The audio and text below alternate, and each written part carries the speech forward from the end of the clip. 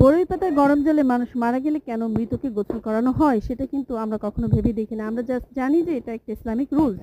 কেন এই রুলস করা হয়েছে? আমরা ইসলামের প্রতিটা জিনিস যদি আলাপ করি সেক্ষেত্রে দেখব যে প্রতিটা কাজ আল্লাহ তাআলা যেটা আমাদের জন্য ফরজ করেছেন সেখানে আমাদের অফুরন্ত মঙ্গল রয়েছে।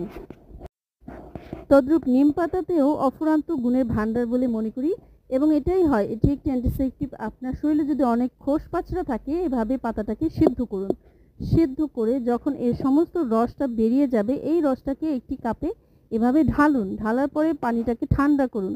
ঠান্ডা করে আপনার সমস্ত গায়ে মাখুন। যদি মনে করেন যে পানিটাকে আপনি আর একটু ঘন করে নেবেন, পাতলা পানিটাকে আপনি মেখে রাখতে পারছেন না, সেক্ষেত্রে পানিটাকে আবার এটাকে আবার না হলে মানে পুনরায় আপনাকে জাল দিতে হবে। পুনরায় এটাকে ফুটিয়ে ভালো করে এর রসটাকে ঘনত্বে পরিণত করতে হবে। ঘন করে আপনার খোসপাচড়া চুলকানোর জায়গাগুলোতে মাখবেন। সেক্ষেত্রে চুলকানি, অ্যালার্জি অনেকটাই কমে যাবে।